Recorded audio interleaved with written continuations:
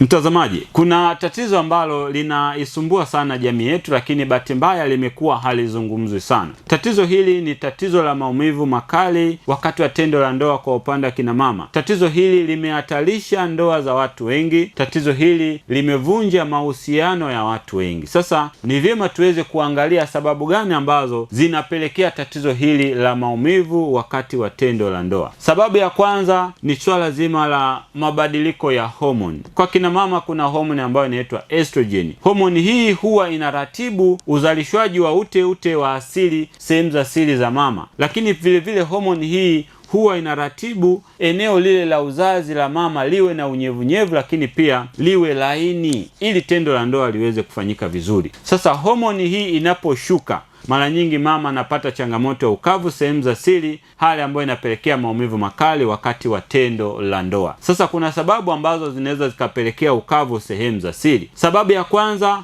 ni swala zima la matumizi ya dawa za kupanga uzazi bila ushauri wa daktari. Hizo ni sababu ambayo inaweza kupelekea homoni hii iweze kushuka. Lakini pia akina mama ambao wananyonyesha, akina mama ambao wametoka kujifungua, homoni hii ya estrogen huwa inashuka, hivyo huwa inapelekea changamoto ya ukavu sehemu za siri. Lakini sababu nyingine ambayo inaweza kupelekea tatizo hili ni maambukizi ya bakteria katika via vya uzazi. Yawezekane ikawa ni bakteria, yawezekane ikawa ni fangasi, lakini maambukizi ya aina yoyote katika sehemu za siri za mama huwa yanapelekea maumivu makali wakati wa tendo la ndoa, kwa sababu bakteria au fangasi wanaposhambulia huwa wanasababisha vidonda, ambao vidonda vile wakati wa tendo la ndoa huwa vinasababisha maumivu. Lakini sababu nyingine ni swala zima la hofu au wasiwasi. Pengine mama huyu aliwahi kupitia ukatili wa kijinsia alivyokuwa mdogo, sasa tendo la ndoa analichukia. Mazingira kama hayo huwa yanapelekea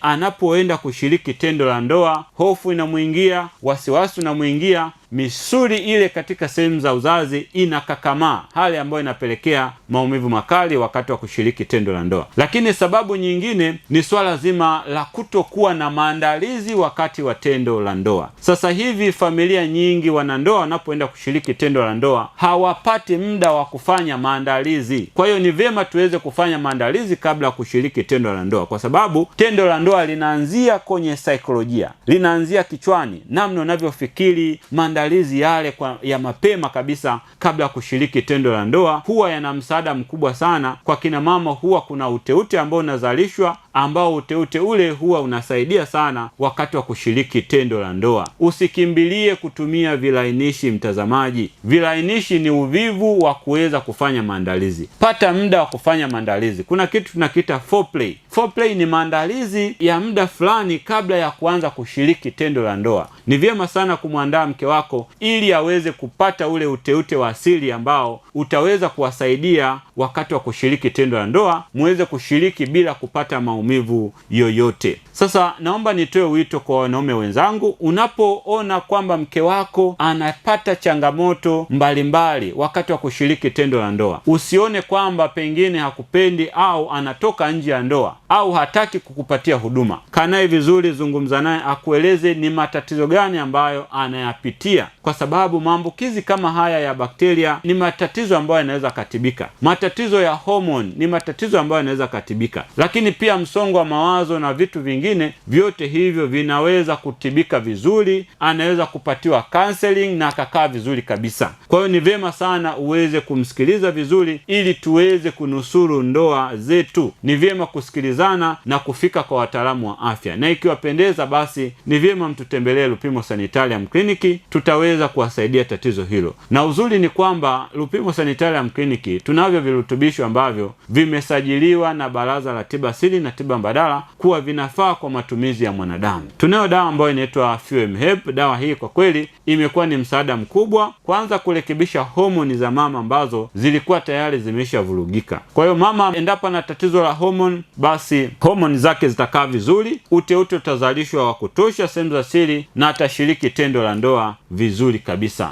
Asante sana kwa kunitazama, karibu tena wakati mwingine.